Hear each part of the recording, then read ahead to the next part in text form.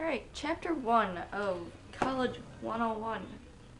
In our on-course book.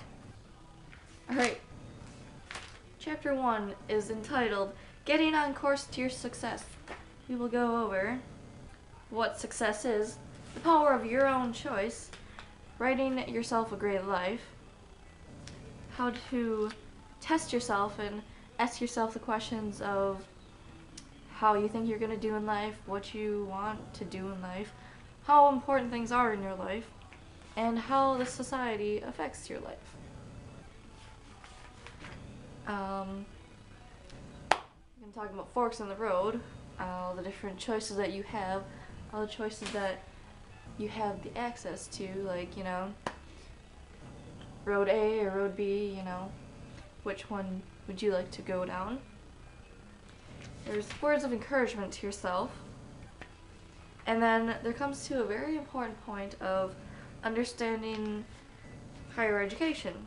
Whether it's culture shock, higher education itself, such as college, or farther on down the road. Like we're all starting off at our little technical college here, and someday in the future we can progress and then move ourselves to maybe university or something, or maybe a different technical school, something of the sort. We're going to learn about what Moodle is and what MLA format is, because that's really important when applying for schools or even a workplace where they require a resume. You have to have good grammar, good punctuation, and all that good stuff, as well as just general knowledge. Alright, choices in culture. That kind of goes along with culture shock in higher education. You're going to learn how the human brain learns, and you're going to learn 3 principles of deep and lasting learning, and those are prior learning, quality of processing, and quality and quantity of processing. Sorry. Alright, and then there's the core learning system, which is very important. You're going to learn collect, organize, rehearse, and evaluate. And that will get you very far in life, I guess. I mean, it depends on whether or not you take actions to it all. That's why I say I guess. Because if you just learn it and then brush it off like, oh yeah, that was no big deal, then you're not going to benefit from that at all. Like, to the people who take initiative and then do that stuff, like take all these 5 steps or whatever it may be, they can go and do whatever their mind thinks they can do. Whatever they would like to do. And then we are on to Chapter 2. So, Chapter 1.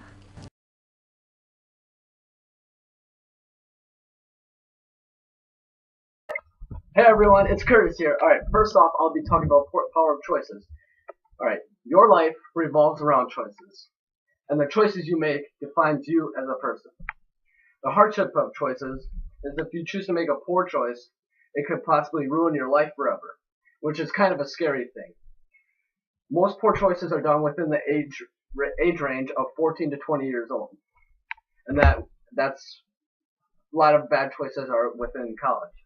Some kids are born making bad choices due to family issues and financial problems, such as stealing and beating up kids and murder, I guess. And some end up in juvenile prisons, which can affect your life forever. Surrounding yourself with the right people at an early age is very important, because you are surrounded with positive thinking and their overall good choices. Now I'll talk about peer pressure. Peer pressure is the biggest reason people make poor choices, especially in college. And here is a poor choice. Doing my homework. Come in. Yo, what's up, man? Hey, You wanna go to party tonight? what do you mean party? Drink, get drunk. No thank you, I'd rather study. Come on, man. No, it'll be so much fun. No, thank you. Just try some. I'm not 21. No. No, thank you. You won't get caught. No one knows. No one will ever know. I'm not 21. Who cares? It's only illegal unless you're caught. Please go away. Fine. Now, here is an example of a poor choice.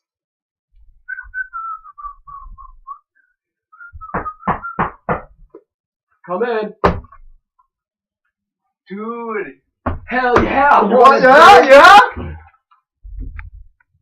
Dude, you want to go out and get some more? Oh.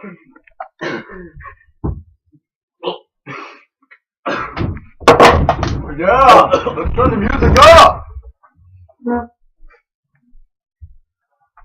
Now that is a poor choice. Now here is what the kind of grades you will get as a making poor choices. You can't really see it, but report card: Gym A, Science D-, English F, History D+, Health F. Now, making the good choice, if you decide that route, you will get good grades: Gym A, Science B+, English A, History A, Health A+. And that is why making good choices is positive thinking. Thank you.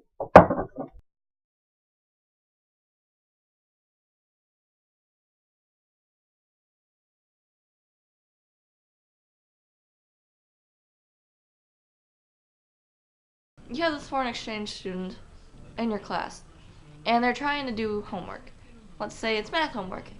Let's say, I don't want to say the guy's Asian, but we'll say this guy is Asian, and he's not so great at math, which is very ironic, but he is looking at your answers and trying to get your answers without even doing any of the work.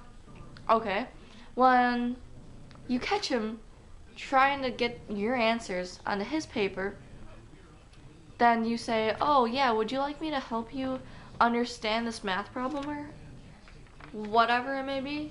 Maybe it's a problem-solving problem. But you ask him and you try to explain this to him as he's trying to copy the rest of the answers from your page. Okay, I find that very wrong, and so may other people.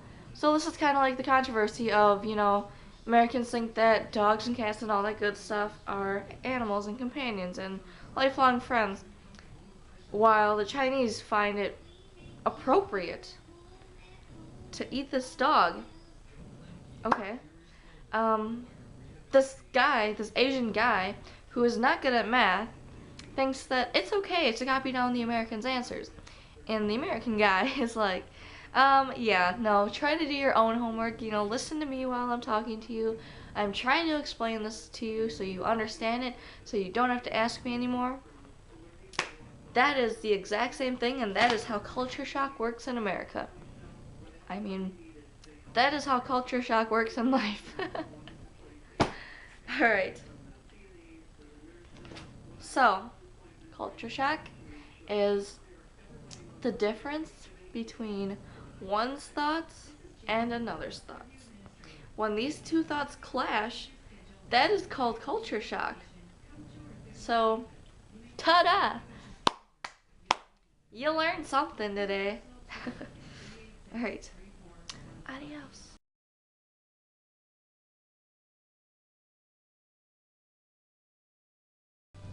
Okay, so along with success, you are going to have to write papers in college and work and whatnot. So, you're going to have to learn the proper grammar structure, the proper sentence structure, and you're going to have to know your punctuation. Moodle is a computer system that allows colleges to offer class content on the internet. If you ever have to write a paper, you can always take it to the internet, this Moodle website, submit your paper there, and there are people there who will actually read over your paper and then fix grammar problems, punctuation problems, comment on your structure of sentence, and they will help you succeed within your paper, which is pretty cool, I think. And they will also grade it, based on what they think, whether it may be good or bad. Hopefully it was good. And they will give you suggestions that will help you fix your paper. Like they'll say, in paragraph 1, 2, or 3, whatever it may be, you could maybe express the topic a little more, a little less. You know, you really didn't state the topic at all. That kind of thing. So that's Moodle. Moodle could help you, you know, like I said, through work even. You know, if you have a resume that you're going to submit, or your paper, obviously, that's the main thing. And ta-da! It's easy and fast and free, and all you need to do is sign up. So, take advantage of that one while you have the chance to, because you don't always get a second chance at all this stuff. You can only go to college once, unless you'd really like to take over a class again. I mean, sure, let's make 2 years 4 years, right? Point is, you want to do good in class, whether it's even high school or college. You know, I learned that one. So, moving on. MLA format is a set of guidelines provided by the Modern Language Association. Okay, MLA, right? And it's for how writers in the humanities should identify research sources. Alright.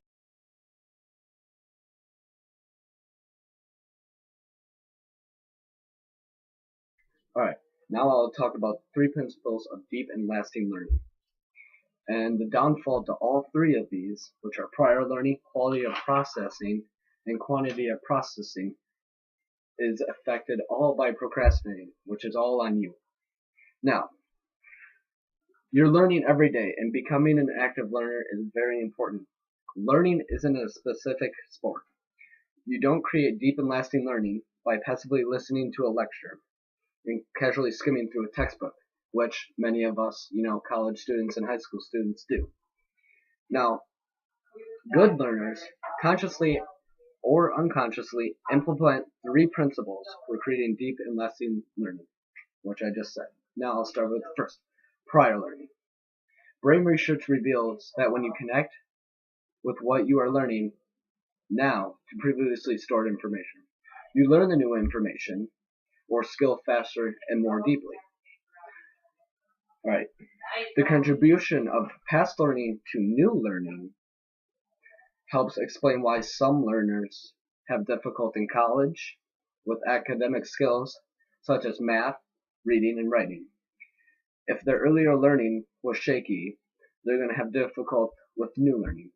And that is where procrastinating falls in. You struggle with taking tests and studying for them because you're procrastinating all the time. That'll affect you later on in life with your newer learning. And, that ties in with college. Okay, edit this out.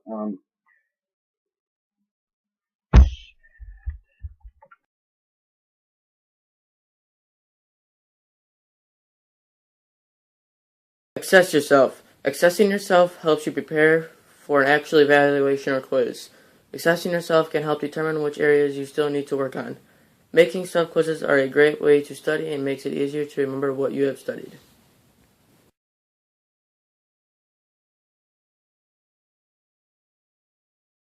The last thing that we're going to go over is the core learning system. And the core learning system is an acronym, and it stands for collect, organize, rehearse, and evaluate. Alright, so collecting is obviously like, getting a book, physically having it in your hands, reading it, having it in your presence, I should say.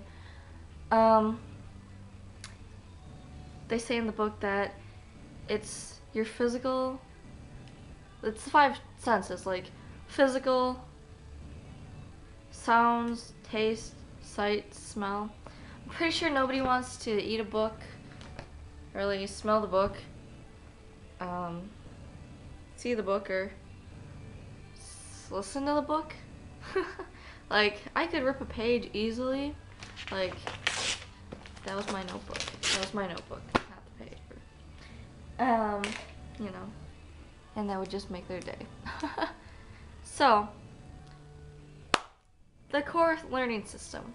The core learning system is an acronym, and it stands for collect, organize, rehearse, and evaluate. A good example of the core learning system is studying for a test or an exam. Say you have an exam on Friday, today is Monday, and what you're going to do is you're going to grab your book and you are going to read your book, which is taking in some of the five senses, which is physical traits, sights, obviously seeing this book. I'm looking at this book right now. You don't really smell the book unless you're some sort of, you don't really smell the book. You don't really hear the book, but you can hear the words flowing through your mind, metaphorically speaking. Yeah, taste the book. You don't really want to do that either unless you don't really want to taste the book either. So that is the C in core. Collect. You collect the information, you collect the book, and you gather information. Organize is O. So we have the C and the O. Organize means being collected with all of your information that you just gathered, like hello, keeping it in a notebook or something of the sort, so you know what you've learned. And a very good example of that is studying, because studying, you maintain what you read, or most people do. Not sure if everybody does, because some people have a hard time comprehending and stuff, but not the point. You organize your thoughts and you just focus on whatever the subject is that you're studying, and that would be the O in core. The R would be rehearse, which is basically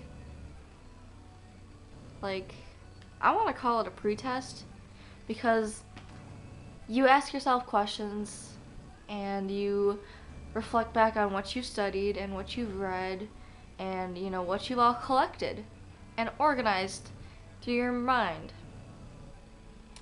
And that's how that one works. So that is COR. The E in core means evaluate.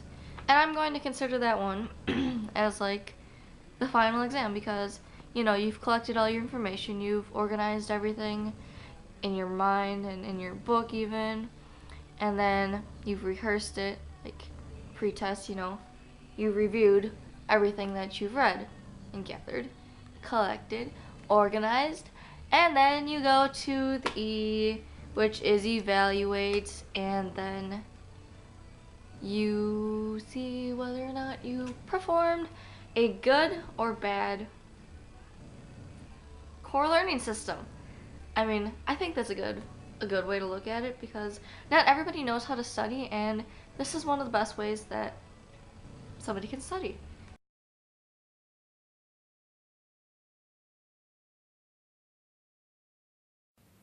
What is success? Success is getting all A's and B's.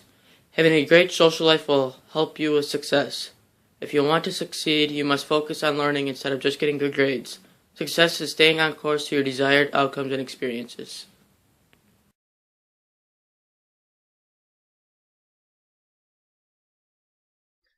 Alright, now I will talk about quality of processing. How you exercise affects your physical strength. Likewise, how you study affects the strength of your neural networks, and therefore the quality of your learning. For mastering complex information and skills, you'll want to use what learning experts call deep processing.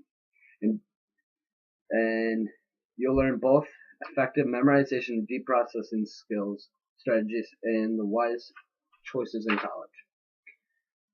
Don't use just one deep process strategy. However, successful athletes know the value of cross-training, so they use a variety of training strategies. similarly successfully learning how the value of employing very deep processing strategies. That's because the more ways you deep process new learning, the stronger your neural networks become. Alright, number 3, quantity of processing. The quality of your learning is significantly affected by how often and how long you engage in very deep processing. This effect is called time on task. The human brain learns best when learning efforts are distributed over time.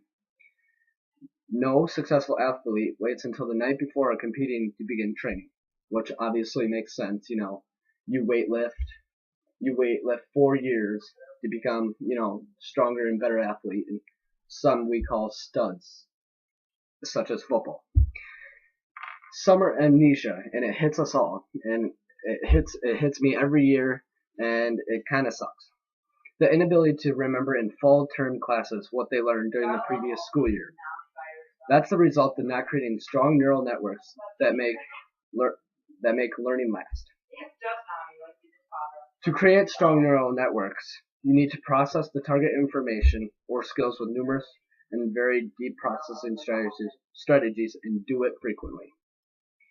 And there you have it. I talked about prior learning, quality of processing, and quantity of processing. Thank you.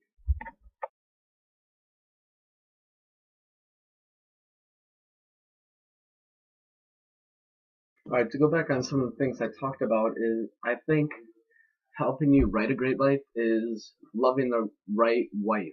I'm talking about later in life. And being with the right person in life. And, being happy every day with that person. You might get in arguments and stuff, but overall being happy with this person and knowing that you married the right person is huge. And, having kids is always something great to experience. And just having new generations of life. And those kids, you want to experience your kids, like, believe in the Easter Bunny and this and that, and then, it always helps being a positive thinker and never getting down on things, even when, life is rough. And also, I think having good work habits defines you. You want to get stuff done, and